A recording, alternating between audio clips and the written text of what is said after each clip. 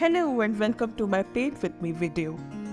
Today, I'll be using Derwent Inktense Blocks set of 72 to paint the Coppersmith Barbets on Semul blossoms.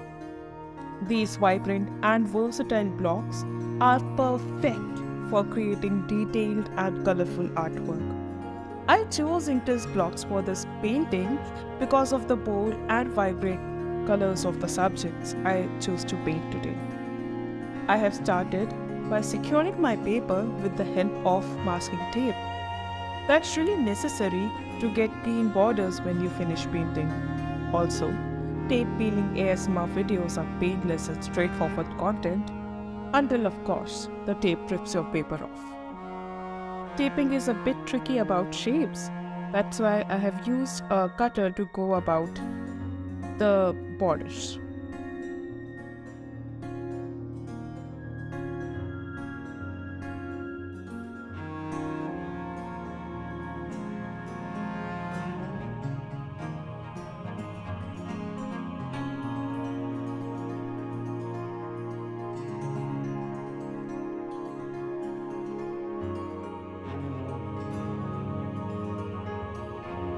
We will fill our containers with clear filtered water because we don't want sediments building on our painting. A clean cloth for wiping your brushes is a must, preferably cotton.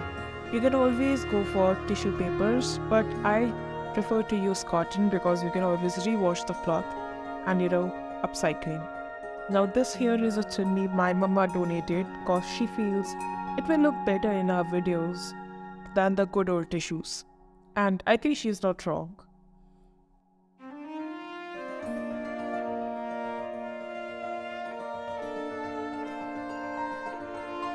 Always wet your paint blocks to regenerate their pigment before you start painting. And clean your palette so that your shades do not get contaminated or muddy. It is a must to clean your white paint. Talking of Inktense blocks, these are like watercolors but with a more powdery texture, which I prefer while painting feathers or fur. They are actually solid ink blocks and you can actually use them to directly color your paper without using water. They are permanent first try, even on cloth. Believe me, I learned this the hard way. R.I.P. my white embroidered handkerchief. They are available in sets of 24, 36 and 72 and you can buy yours from Amazon. This one was sent to us by our sponsors, Derwent India. They are really nice people. This is personally my favorite medium and all the paintings that I have created in the past 3 years have been done in Inktense blocks. I have been able to achieve an intense amount of realism through mind-bending detailing in layers. You can always go to our Instagram page and check out those paintings yourself. I have linked our page in the description below. I also use water brushes because I feel it's easier to control water that way. Makes the dry brushing process a whole lot easier. Talking of paper, here I am using Zen Sangam's Cloud Train 25% cotton paper, cold pressed. It is around 250 GSM I believe, I don't remember exactly.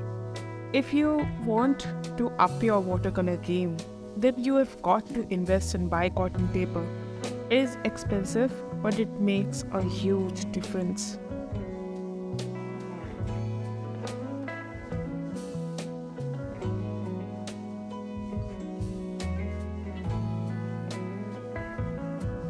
I personally feel that indigenous birds and trees like Semul are underrepresented when it comes to the world of art.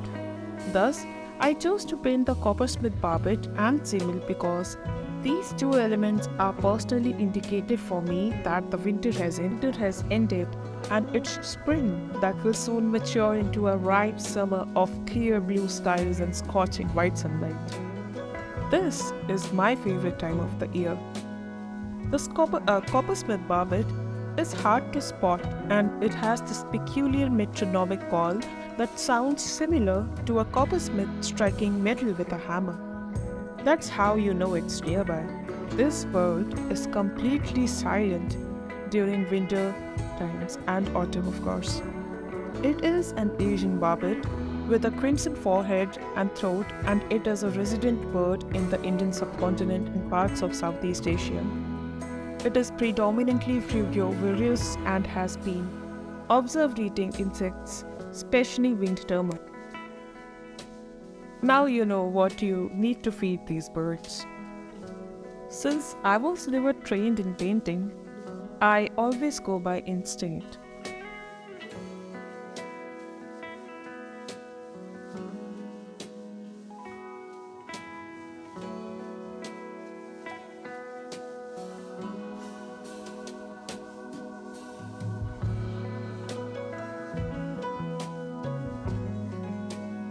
Since I was never trained in art, so this is how I go about painting. But I always make it a point to remove excess graphite from the paper using a kneadable eraser so that it doesn't blacken my painting. There are a few basic painting techniques that you should always remember. Like, you should always start by making a really transparent wash layer using yellows or browns. You then carve out the details of your painting and most importantly the shadows by varying the amount of color. Now there are some techniques called wet on wet or dry on wet or wet on dry, whatever those are called. So what I believe I am doing here is dry on wet paper, because I really don't know this art jargon because I was never really trained in this field. But this is how I go about. Like for painting birds, I make a transparent layer, and when I'm happy with the drawing, then I go about painting feathers. So after you are done with the base layer, you start layering the transparent washes of the actual colors of your reference. Since I'm painting the Coppersmith Barbets, I painted layers of green shades. While painting birds, once I am happy with the initial painting, like all the shadows and the dark regions, etc., I go for feathers. And the easiest way to get the puffy feathers is to use a worn out split brush. I prefer using Derwent's water brush as it has nylon brushes, and this one is particularly broad. Always remember to rinse out your brushes in clean water and then wipe it on your cloth till it's completely clean to avoid mixing your colors.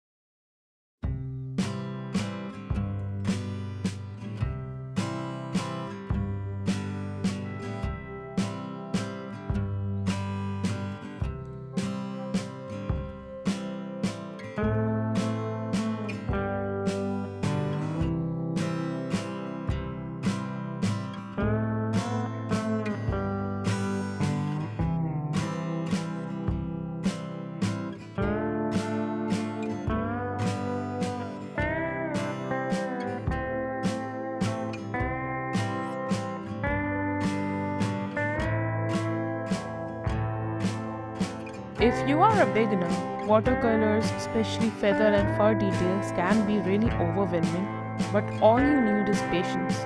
You will get there.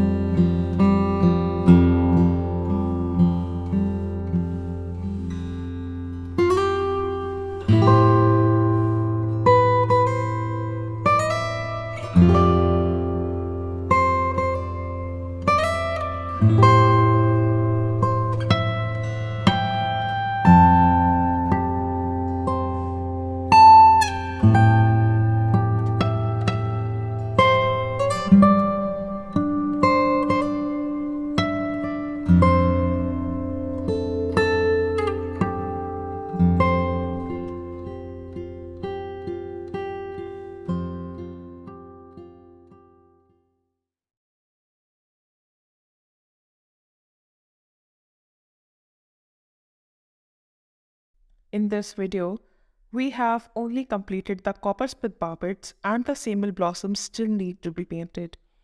To find out the final result and have a look at the final painting, subscribe to our channel and hit the bell icon so that you can be notified when we post the part 2 of this video. Stay tuned and hope you